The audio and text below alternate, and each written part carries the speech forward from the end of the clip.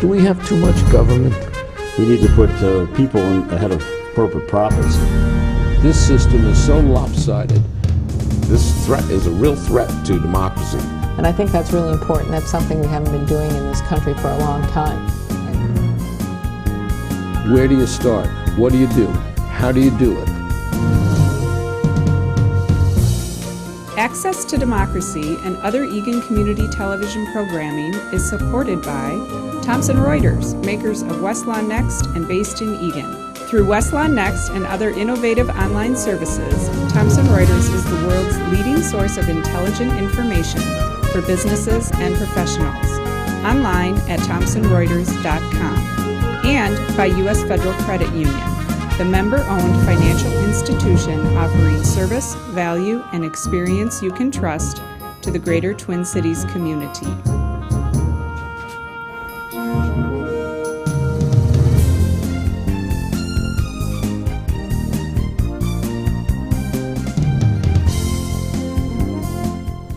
Welcome, and welcome to 2013. This is our first show of the new year, as we're in our 14th year, as usual. I haven't aged at all in 14 years as your host, Alan Miller. We have a first-time guest with us today, as we're pushing past 1,450 interviews.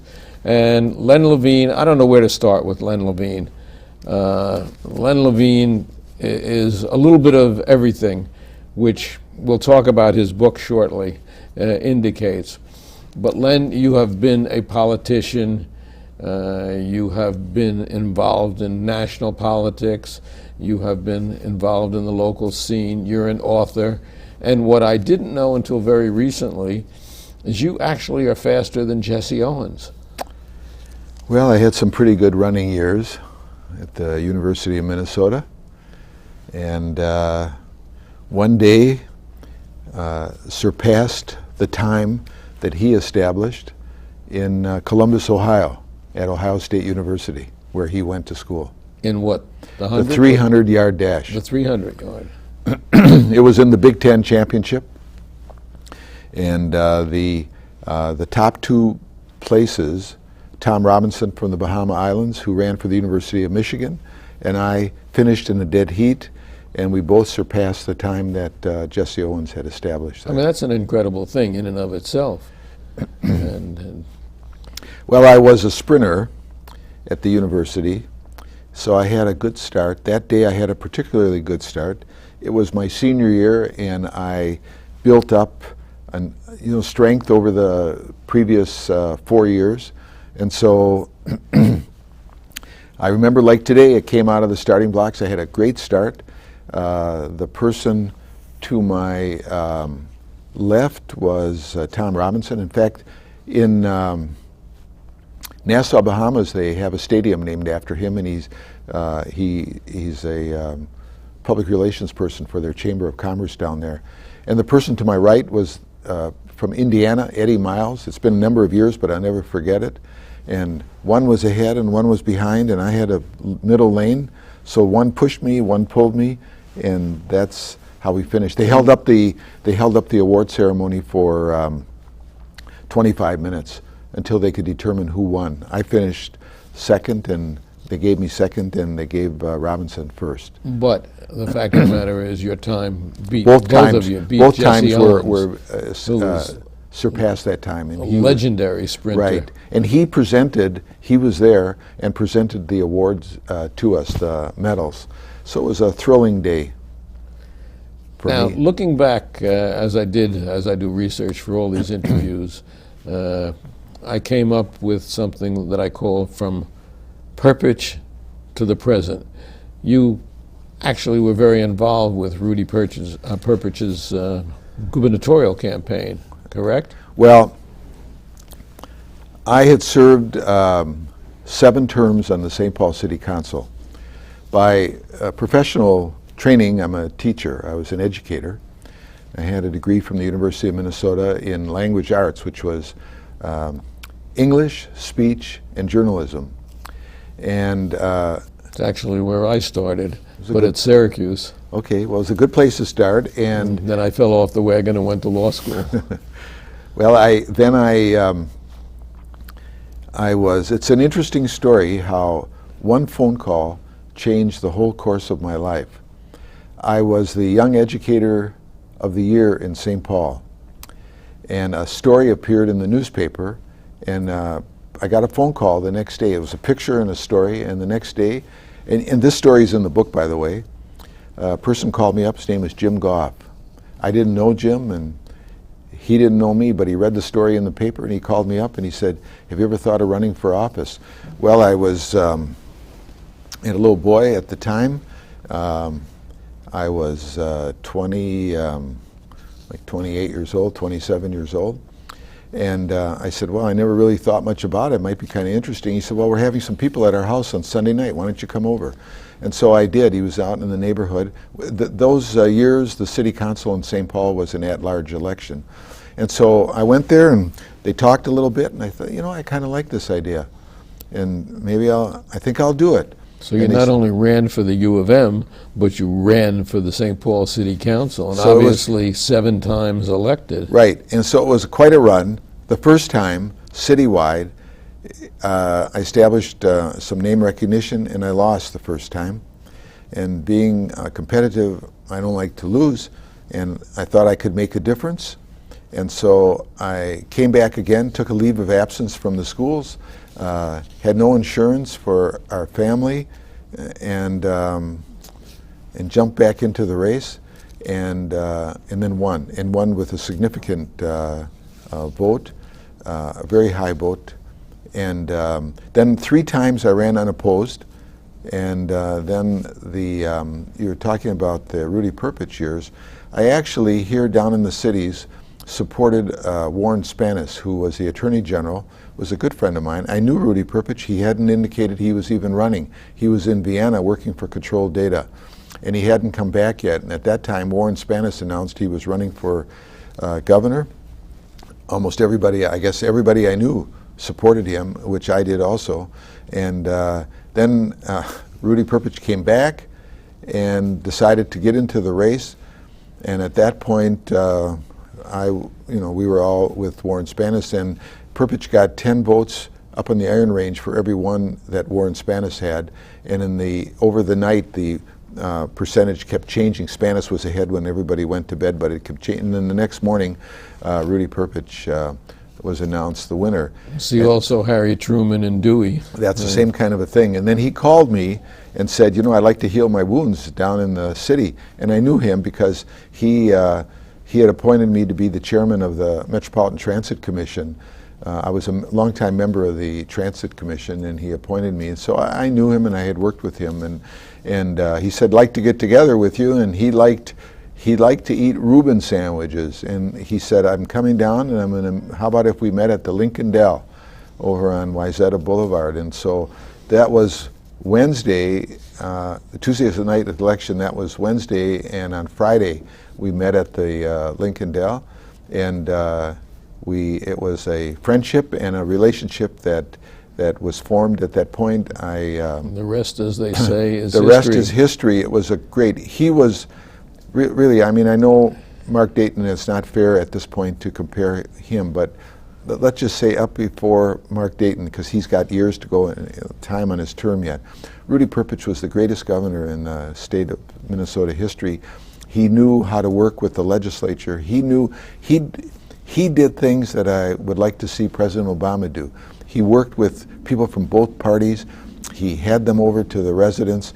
When we passed the highway bill, the governor and I... You were Commissioner of Transportation. Well, I was Commissioner of Transportation, but on my way to that position, after he had asked me to do that, there was a flare-up in the state hospital system because of the deinstitutionalization that was taking place, which was mandatory, and there were all kinds of problems with the unions and the facilities. He asked me if I could go in for 6 months and kind of handle that. And as soon as I got in to that time called the Department of Welfare, there were 7 cases of patient abuse in Cambridge State Hospital, and I had to work through all of that. So 6 months went to 4 years, and then I went back into DOT. And my background was pretty big in transportation, so that's that's where we stayed. But I was going to say he was a Democrat, but bipartisan in his approach to a lot of things.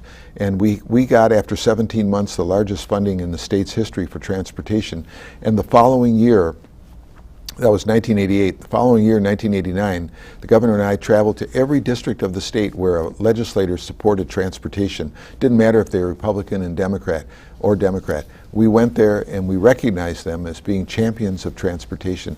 And because of that, the next year we got the second largest funding in transportation, and there has not been a stable source of funding since, or there wasn't before. And I'm hopeful that we're going to get one this year with Democrats in both houses of the legislature and with Governor Dayton, and they have indicated that they're going to look at this crumbling infrastructure.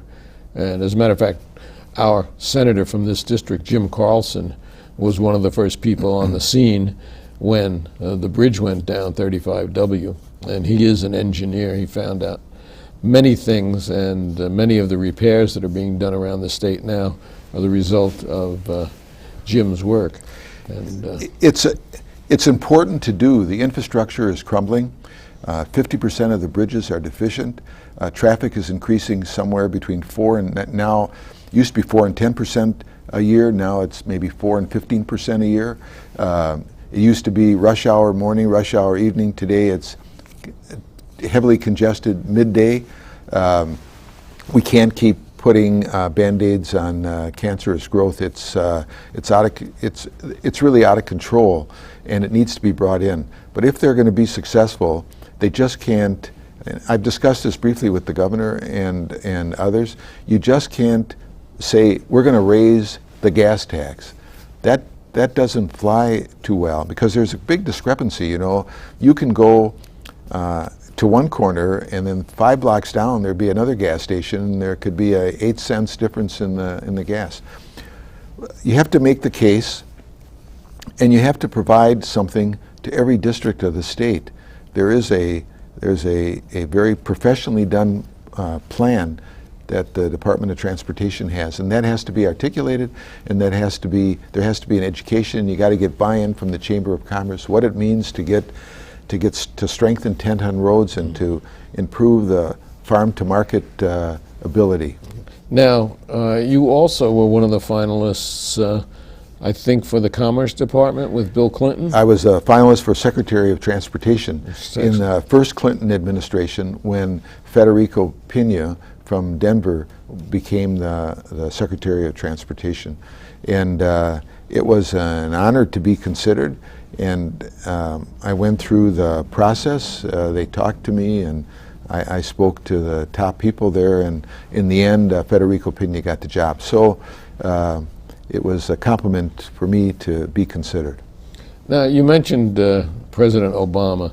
The difference between Perpich's day and Obama today is that people were willing to talk to Perpich, people from the other side of the aisle. We have a mindset of partisanship, and actually, I think, prejudice that sits particularly in the House today that precludes him speaking to anybody. He has put up 5 people now for various positions, including a former Republican senator. All 5 have been blasted by really these ideologues, and I think it's tearing our country apart. Well, in my judgment, if the Republican Party needs to change, or they're going to be irrelevant in the political process as we go forward. You can have Tea Party people saying no, no, no on everything. On the other hand, I think, no one's asking me, but if the president asked me, I would tell him, read Lyndon Johnson's book. Lyndon Johnson was a great master on how to work with people from both sides. He didn't wait for them to contact him. He went and contacted them. And as we go forward, I know the process pretty well. And as we go forward, it's going to require the president to leave the Oval Office and to bring in people. You know, when Wendell Anderson was governor, he was a great hockey player and an interest in hockey. And he used to invite people from both sides to go with him to a hockey game. Rudy Perpich was great at the same kind of a thing. Invite people over. What we did at the Department of Transportation never was done and hasn't been done since. We invited every legislator, didn't matter if they're Republican and Democrat, to have lunch at the Department of Transportation, and we had one lunch started at 11:30, the other one started at 12:30.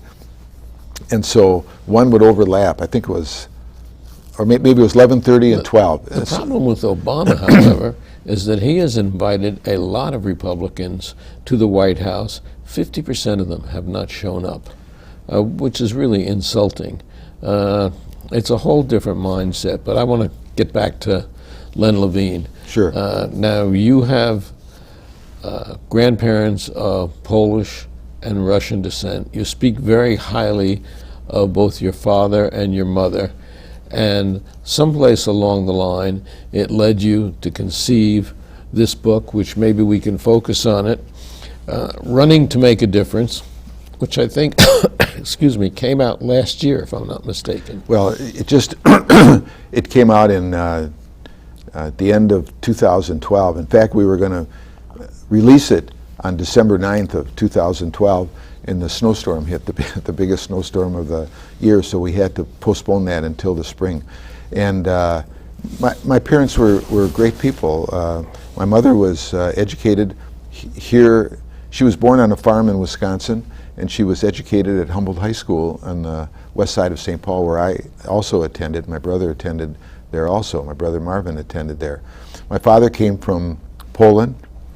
He was 19 years old when he came in 1921, and it was a long journey, 21 days by boat, and the accommodations, as he used to say, were not the greatest. And when they saw the Statue of Liberty, you can imagine how they felt after 21 days. But he came to St. Paul, is where he settled. He couldn't speak English, didn't have a job. Why St. Paul? Well, just like today, his father and older brother settled here, and they came here because they had people, countrymen, landsmen they called them, countrymen who came here, and landsmen from the land, and one led to the other, and that's how they came. And my father, he knew that he had to learn the language. He went to night school at Mechanic Arts High School, 4 nights a week. He needed to get a job, and he got a job at a printing company, the Kaplan Paperbox Company, Minnesota Envelope, where he stayed for 47 years as a printer. And a couple years ago, my wife and I went to his hometown in Lublin, Poland, where he left to come to America from, where he left, and we went to the location where he lived in that town. That had to be quite an experience. And it's in the book. I tell about that. Now, you got the idea of writing this book. Obviously, you've had a very, very fulfilling life, and someplace along the line, you got the idea to write the book. It's out now. People can get it where? Barnes & Noble? Well, you can get it online at Amazon.com or Barnes & Noble, or you can go to my own website, and there's a link there. If you go to the website, www.levinecanhelp.com, it tells you, it says about the book, and then you click that, and it gives you the options where to get it. It's a fascinating book about a fascinating life. Thank you. And things that I didn't know about you. You hosted a TV show. I did. For a number of years. That's on right. Channel 9. On Channel 9. With the anchor was the news anchor on Channel 9 at the time was Rod Grams. And who went on to become a senator here. A United States Senator. And he and I were the co-hosts, and the deal that I had was, with the station, I could invite, like you, I had free reign to invite whoever I wanted to come on. So we had everybody. We had people in political life, we had sports personalities, we had the governor, United States senators, had prominent physicians, members of the clergy. It was a great a great time. It was Well, if you look at You Can Make a Difference, which was the book I wrote last year, you'll see the same mantra that follows right through. great. It's the same type of thing. We've had now, as I said, over 1,450 guests. Right. And from a, literally doctor, lawyer, Indian chief, restaurateurs, athletes, the whole thing. It's a great experience. It's been a great experience. It's enhanced Sharon and my life a lot. Well, everyone who I've talked to that's been familiar with this show, that's either been on it or has watched it, says great things about it. I was honored to be invited and happy to come here. Well, we want to help you sell some books. Well, that'd be nice, and it's a good story, and it took me almost 20 months, a little over 17 months I wanted to be sure that my facts were right. A lot of things happen, and in some of those early years there wasn't an internet to look at, so I went to the public library in between other things I was doing. I travel a lot for business, but I made it a point to go to the Hill Reference Library and looked up stuff, made sure my facts were correct, and went through quite a process, dictating it, writing it, getting it back, getting an editor, getting a reporter who retired, to Joe Kimball, to help, and I'm real pleased the way it turned out. Well, you should be. Now, you've also won a lot of awards over the years. I can't even list them all because it would take us to the end of the show, but many, many, many. And I find something else really interesting about you. You innovated traffic management techniques that are utilized not only here, but around the world. Now, where did that come from?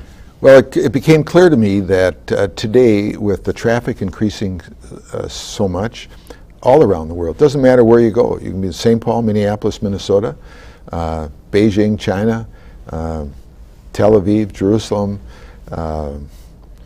Tokyo. I mean, any place you go in the world. I was recently in Sao Paulo, Brazil. The traffic is horrible.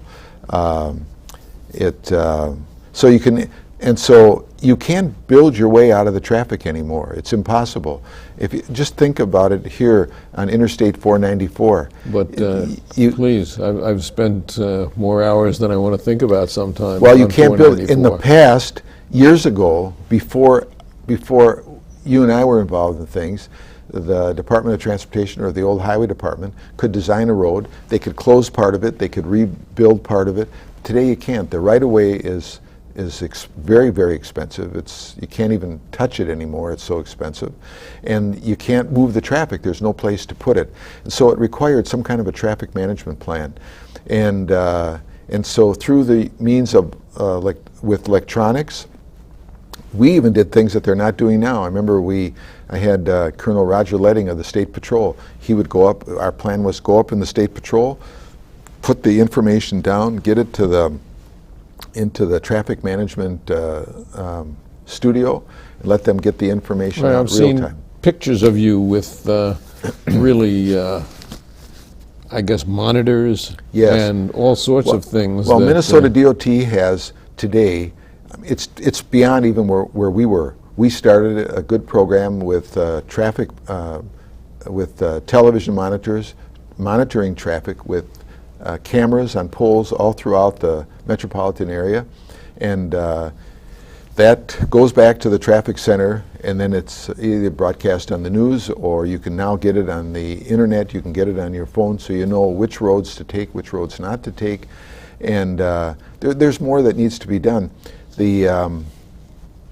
Another program that I started, which I thought was important, and it's now being done in many parts of the country, and that is when you get into the area to park, into like the city center, it tells you you can go to parking lot A, there's 25 spots open, or maybe there's only 2 open in parking lot B, and they have a system similar to that, and they haven't gone quite as far over at the airport here, at the Minneapolis-St. Paul Airport.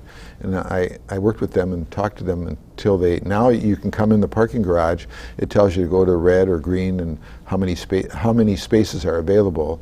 So it's an important program. I have a picture on my website that we took when I was in Shanghai, China, and standing in the Pudong district, and it said something like 350 spots open.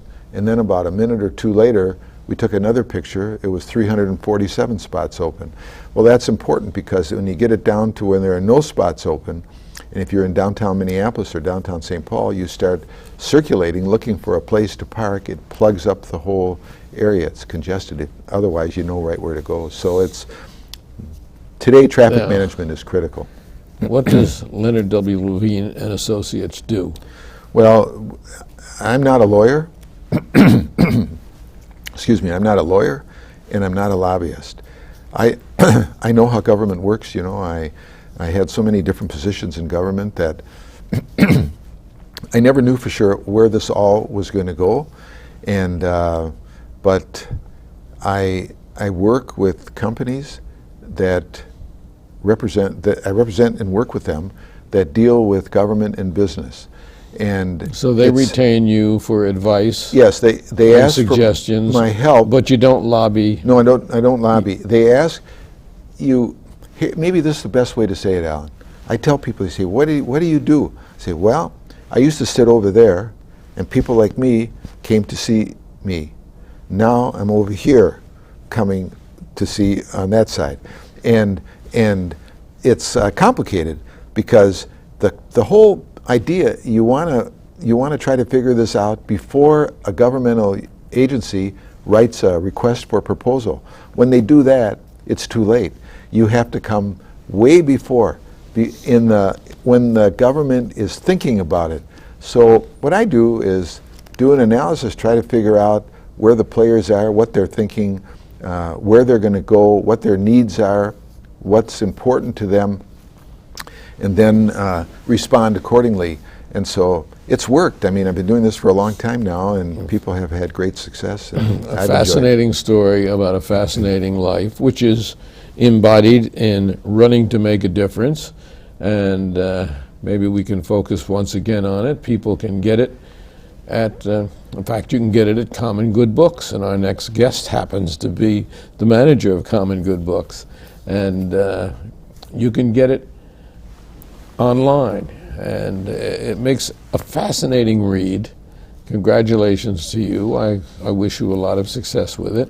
Thank you. And I thank you very much for coming in here and talk. We didn't mention the fact that you're probably the only person who held 2 commissionerships in the state at the same time, and I don't even know how one does that. But well, that was now just to we only have 30 seconds left, so. I was the head of the Department of Human Services and the head of the Department of Transportation, but simultaneously, before I got in the state, I was on the Metropolitan Airports Commission and the Metropolitan Transit Commission. I was chairman of the Transit Commission and vice chairman of the Airport Commission, and the law has changed now. Nobody will be able to do that again. But Len Levine, thank you so much for coming in and sharing with us. it's my pleasure. Good luck. Thank Good you luck very with much. the book. Thank you. And, I'm happy to be here. Thanks for We having look me. forward to seeing it on the bestseller list. Thanks.